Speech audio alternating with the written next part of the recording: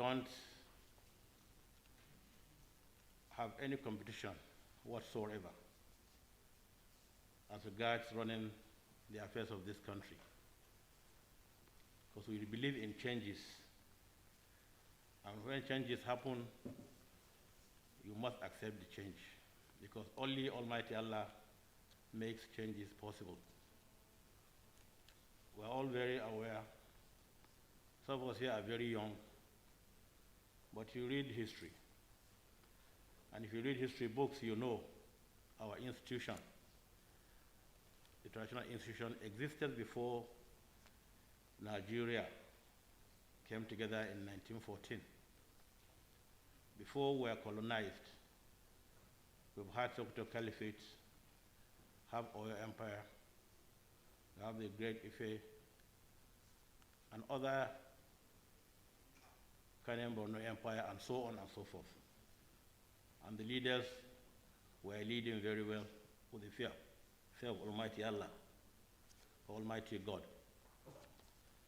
But when we were colonized and we were put together as Nigeria, we still played a role. And until, I think, the 1976 reforms that took away all the good things the institution stands for, the institution had been doing for centuries. We've had it so good. Now things are really very bad. It doesn't take anybody to know, yes, Nigeria is in a very, very bad situation, and it's a fact.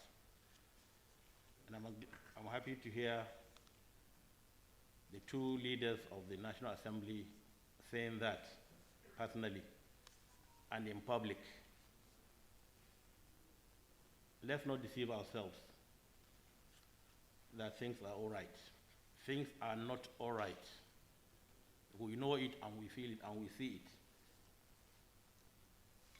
For some of us who have seen so much in our lives, my 31 years as a military officer, I don't know where these young officers were when I was still in service, the Chief of Defense Staff and Corps. They were very junior officers. My 31 years took me to Pakistan as a defense advisor. The generals here know what defense advisor does when he goes to other countries. And I covered Pakistan, Iran, Iraq, Saudi Arabia, United Arab Emirates, that's the Gulf states, for 3 years.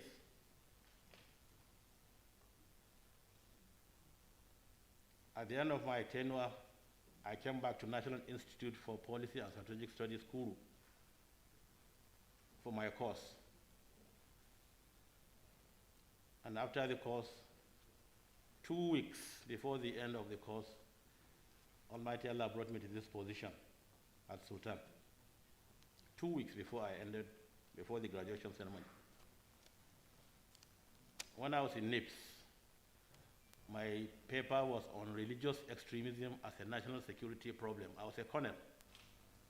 I didn't know a few months later I would be on this seat. And I researched, talked to religious leaders, talked to political leaders, and I found out what really religious extremism is.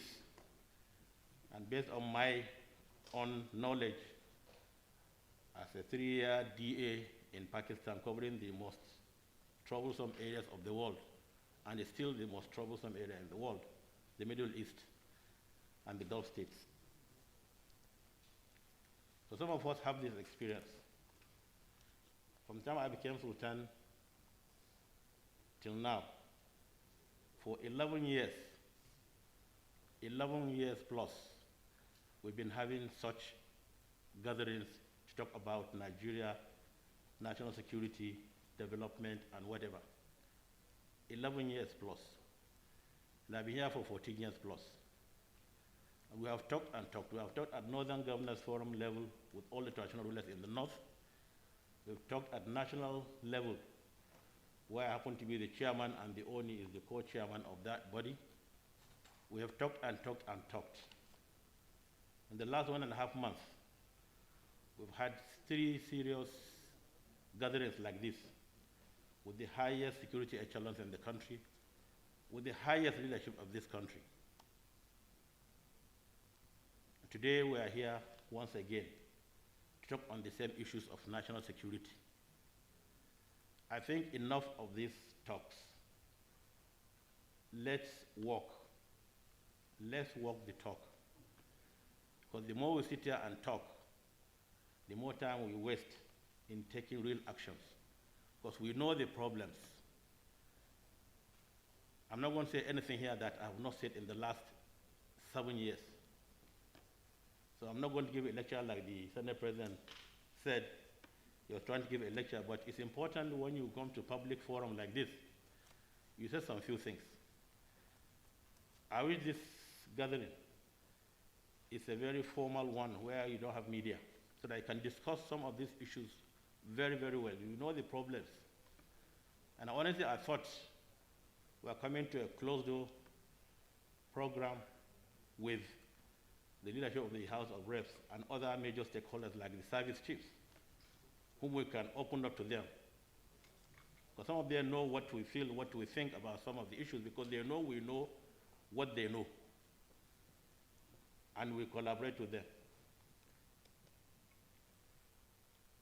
So my own take on this summit, yes, it's important to sit and talk, but it's much more important to implement what we have talked about. We can't just continue talking, and we don't implement.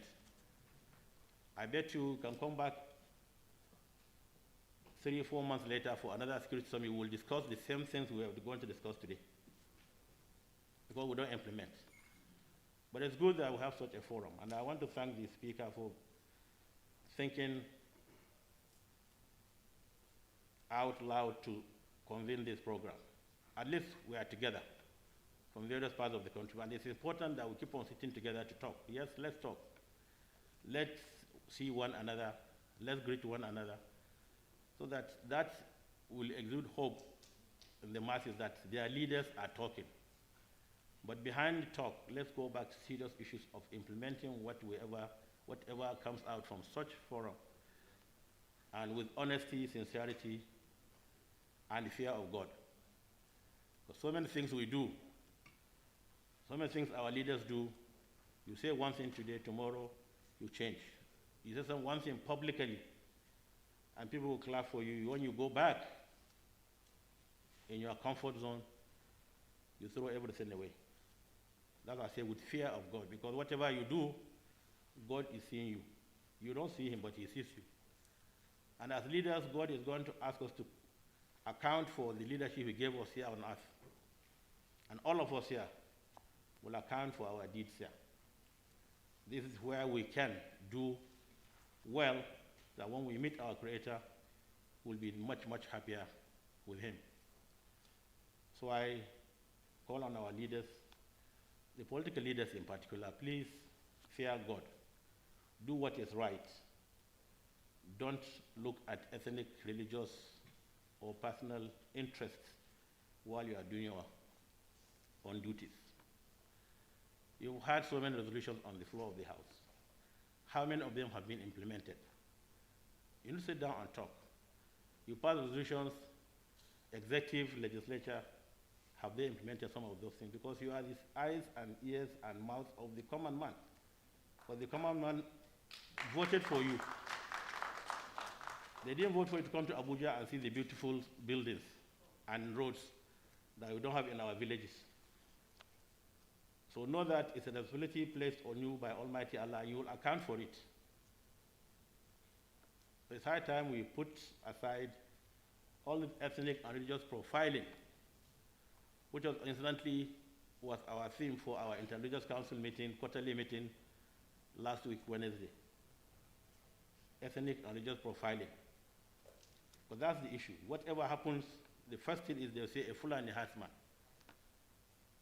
Whatever happens, they say, but when it comes to terms of banditry or whatever it is, there's no, like some of you have already said, stop profiling criminals. Call them by their names, criminals. And then we'll be much happier.